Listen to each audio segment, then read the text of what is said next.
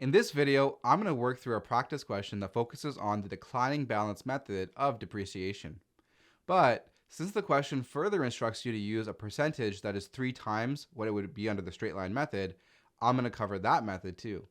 So even though I'm really only taking up one question, it's a tough one. There's a lot of learning packed into this video, which could help you with several other questions as well.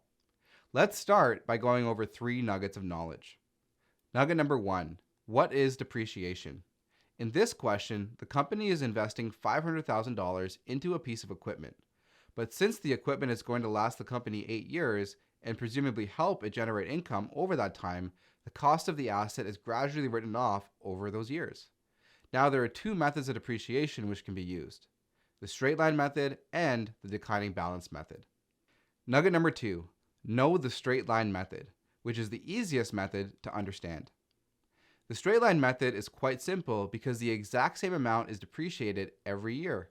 The equipment is being purchased for $500,000 and is expected to last 8 years, at which time it will have a salvage value of $75,000.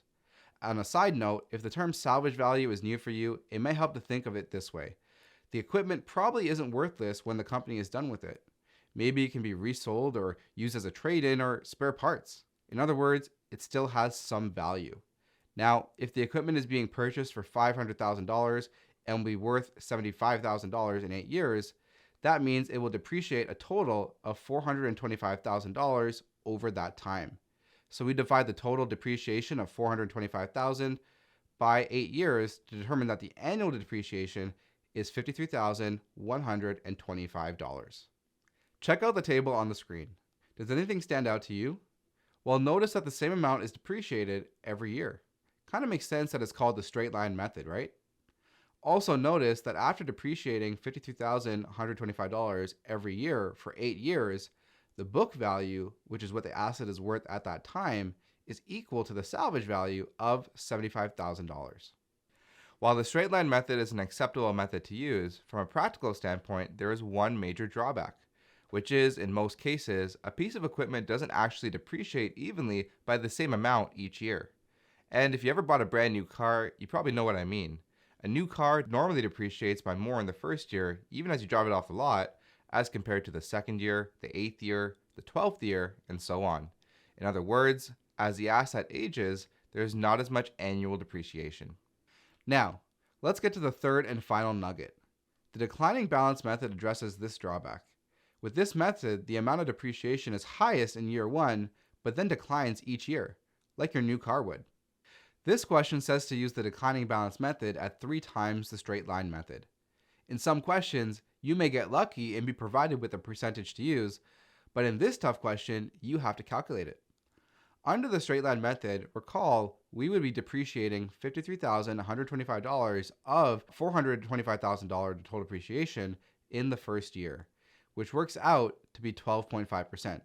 So we multiply this percentage by 3, as the question tells us to get 37.5%. Now, before moving on, here are a couple potential pitfalls to watch out for. Number 1, to get the percentage under the straight line method, we are dividing the annual depreciation of $53,125 by the total depreciation of $425,000. Do not divide by the purchase price of $500,000 or you'll obviously be wrong. Secondly, be careful. It isn't always 3 times. It could have been 2 times or perhaps double the declining balance method, so beware of that. Next, let's crunch the numbers for the declining balance method by completing the table that you see on the screen. Remember, we're being asked for the depreciation amount in year 2. In year 1, we multiply the beginning value of $500,000 by the depreciation rate of 37.5% and determine the first year's depreciation to be $187,500. We deduct that from the book value at the beginning of the year, and an undepreciated amount of $312,500 remains. In year 2, we multiply $312,500 by 37.5% and determine a depreciation amount of $117,187.50 for that year. There is no need to go any further because this is what the question is asking for. And since the depreciation amount declined in the second year, and it is called the declining balance method, that's a good sign. So Let's select this answer, and we're correct. Now, if you would have answered this question wrong, that's okay. I promise, these get easier with practice.